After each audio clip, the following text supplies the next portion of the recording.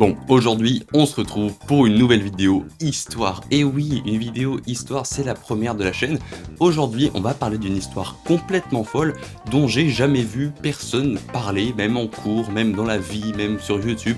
Personne n'en parle, peut-être parce que c'est juste une histoire pas intéressante, mais moi au contraire je trouve qu'elle est superbe, donc j'espère que ça vous plaira. Concernant toutes les sources, parce que c'est beaucoup de trucs historiques, normalement c'est relativement solide, tout ce que je dirais normalement c'est vrai, donc j'espère que si vous êtes expert du sujet, vous serez pas trigger par cette vidéo, et donc on va commencer directement par revenir dans le passé en 1914. Comme vous le savez tous, entre 1914 et 1918, c'est la première guerre mondiale, des millions de morts, c'est l'une des guerres les plus débiles et les plus inutiles de l'histoire, parce que, je sais pas si vous le savez, mais elle a été déclenchée par l'assassinat de une personne, François Ferdinand, qui était l'héritier du trône de l'Autriche-Hongrie, et même si aujourd'hui ça n'existe plus, l'Autriche-Hongrie, à l'époque ça faisait quand même cette taille, ce qui est quand même vachement grand, et donc c'était pas n'importe qui le Ferdinand. Et donc, comment il s'est fait tuer? Parce que rien que l'histoire de son assassinat, elle est quand même assez cocasse. Donc, le 28 juin 1914, François Ferdinand et sa femme Sophie se rendent à Sarajevo. Ils en ont marre d'être à Vienne et donc ils veulent sortir un peu, mais comme Sophie n'est pas de sang royal, il n'a pas la protection habituelle qu'un héritier du trône devrait avoir. Et donc, il est relativement exposé, et à un moment quand il passe dans une rue de Sarajevo, un groupe de terroristes essaye de le tuer en lançant une grenade, et ils ratent. Ils ratent leur grenade et ils font 9 blessés, c'est vraiment des bras cassés, on n'a jamais vu ça, mais François Ferdinand, dans sa grande gentillesse, il veut aller voir les blessés à l'hôpital, parce qu'il y a quand même eu 9 blessés un peu par sa faute, parce que on le visait lui à la base, et donc il demande à son chauffeur de se rendre à l'hôpital, sauf que François Ferdinand, il est autrichien, et son chauffeur, il parle pas autrichien, il parle serbe, et donc ils se comprennent pas, le chauffeur serbe, il prend la mauvaise direction, et donc ils se disputent un peu, et cette dispute crée un embouteillage, ce qui fait que la voiture de François Ferdinand ne peut plus avancer ni reculer, donc c'est vraiment super. Et là, quelques mètres plus loin, on a Gabrielo Princip, qui est l'un des tueurs qui a essayé de le tuer juste avant, qui est tuberculeux et diabétique, qui est en train de faire de l'hypoglycémie, parce que essayer de tuer un mec en lançant une grenade, c'est quand même vachement fatigant, hein, pauvre chou, tu veux un sandwich avec ça? Oui. Il a vraiment pris un sandwich dans une boulangerie parce que vraiment, il avait très très faim, et en mangeant son sandwich, il a vu la voiture de François Ferdinand, et il est allé le tuer, lui et sa femme, avec son pistolet. Pourquoi il a tué sa femme? Je ne sais pas, il avait la haine des femmes, Elle a fait quoi sérieusement? Donc bref, c'est cet événement, complètement loufoque, totalement sorti d'un film, qui a déclenché la Première Guerre mondiale, et beaucoup disent que la Première Guerre mondiale a indirectement déclenché la Seconde, donc en gros, une vieille histoire d'un mec qui ne sait pas où est l'hôpital a déclenché 2 guerres qui ont fait des millions de morts. Si seulement ils savaient, on pouvait retourner dans le temps pour leur dire, les frérots, juste aller à l'hôpital, ou n'y allez pas, je sais pas, partez chez vous, rentrez chez vous. Et donc à la fin de la Première Guerre mondiale, on sait, les Alliés gagnent, et ils veulent trouver un coupable pour tous ces millions de morts, et ce coupable, il est tout trouvé, l'Allemagne. Alors qu'en vrai, bon, c'est pas le seul coupable du tout de cette guerre. Par exemple, pendant la Seconde Guerre mondiale, oui, c'est les qui étaient les méchants. Là non, en fait, il y avait plein de raisons, plein de pays, c'était pas du tout uniquement la faute de l'Allemagne. Sauf qu'à l'époque, c'est ce qu'ils pensaient, et donc, qu'est-ce qu'ils demandent à l'Allemagne pour réparer leurs dégâts? 132 milliards de leur monnaie, qui étaient les marques or.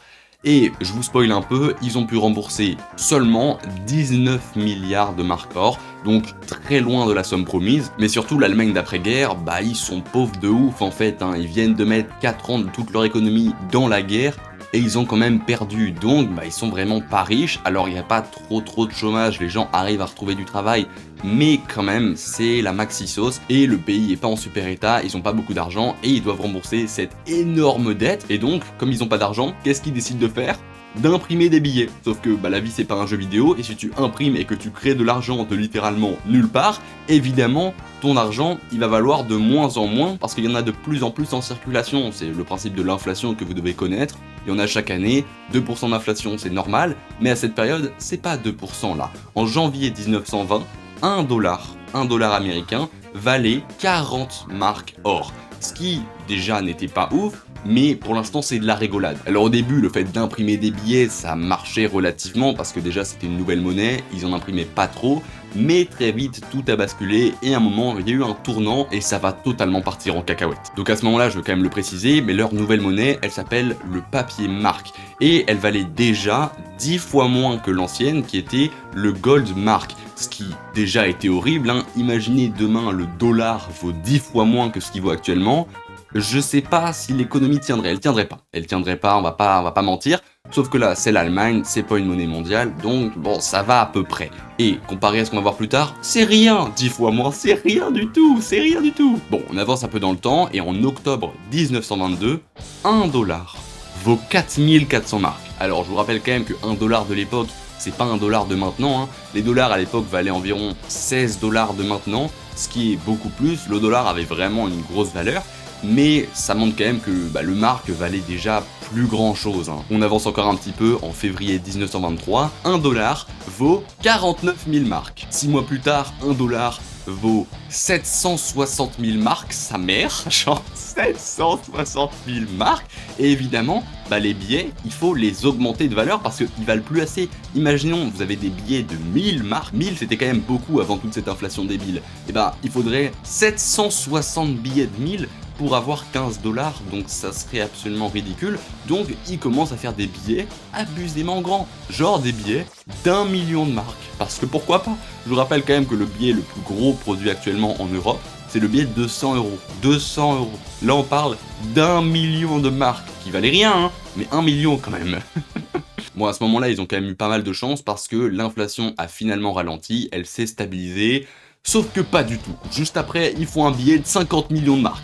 Normal. Un mois plus tard, un billet de 500 millions de marks, soit un demi-milliard, un billet. Il y a écrit 500 millions dessus, et c'est une monnaie qui valait genre 3 ans avant, quand même plutôt beaucoup.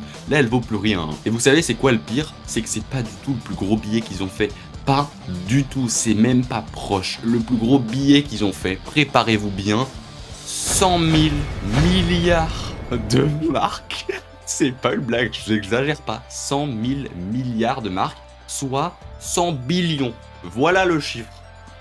C'est beaucoup, c'est beaucoup d'argent. Les mecs, ils étaient tellement en panique qu'ils avaient arrêté d'imprimer les deux côtés du billet parce qu'il n'y avait pas le temps, il fallait juste imprimer des billets en masse, et donc ils imprimaient qu'une seule partie parce que c'était plus rapide quoi. Et donc à son point culminant, 1 dollar valait 4 billions 200 milliards de marks.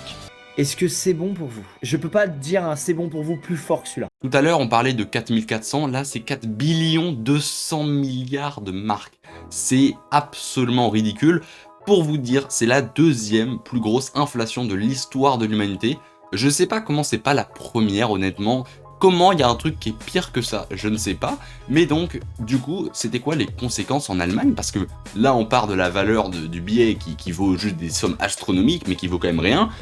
Qu'est-ce qui se passait en Allemagne? Et c'était pas la joie hein, quand même, surtout pour les employés comme les fonctionnaires par exemple, parce que leur salaire était augmenté chaque mois en fait, ils étaient payés mensuellement, donc leur salaire pouvait pas du tout suivre l'inflation parce que c'était augmenté mois par mois, et comme on l'a vu tout à l'heure, parfois la monnaie d'un mois à l'autre, elle faisait diviser par 100, normal. Alors pour les ouvriers c'était un peu moins pire parce qu'ils étaient payés de manière journalière, de manière quotidienne, donc ça pouvait à peu près être ok, même s'il n'était pas suffisamment augmenté leur salaire, mais c'était quand même super compliqué, et cette hyperinflation, elle a créé des scènes qui sont totalement absurdes. Par exemple, les gens qui brûlent des billets pour se chauffer parce que c'était beaucoup moins cher que du charbon, puisque le billet ne valait absolument rien, des gars qui se baladaient avec des brouettes d'argent pour aller acheter du pain, ou encore des mecs qui empilaient des milliers de billets, et vraiment, ça faisait des murs, le truc, c'était absolument incroyable. Et par exemple, quand vous alliez dans un restaurant, la monnaie réduisait tellement de valeur rapidement que tu payais quand tu rentrais dans le restaurant, parce que si tu payais à la fin, genre 1 heure après, tu pouvais payer genre 10 fois plus, parce que la monnaie évoluait tellement rapidement que fallait payer le plus rapidement possible, et donc la mentalité pendant cette période c'était de dépenser le plus rapidement tout son argent, parce que si t'attendais, elle allait valoir encore moins. Sauf que l'inflation, plus il y a de l'argent en circulation, plus la valeur de la monnaie baisse. Donc en fait, le fait de vouloir tout dépenser pour pas que la valeur perde trop vite sa monnaie, c'est ça qui entraînait la perte de valeur de la monnaie. Donc c'était un cercle vicieux infini qui finalement s'est résolu quand les Américains ont décidé de remettre un peu de l'ordre. Ils ont donné beaucoup d'or pour qu'ils se remettent un peu de leurs émotions là, mais c'était catastrophique. Et donc c'est comme ça que cette histoire finit. Une amende vraiment pas nécessaire à la fin de la Première Guerre mondiale, qui a entraîné une inflation juste jamais vue auparavant. Donc j'espère que vous aurez appris quelque chose. Je trouve cette histoire complètement folle et super drôle, donc j'espère qu'elle vous aura plu. Et moi je vous dis à la prochaine, c'était Roi de Cœur. A plus!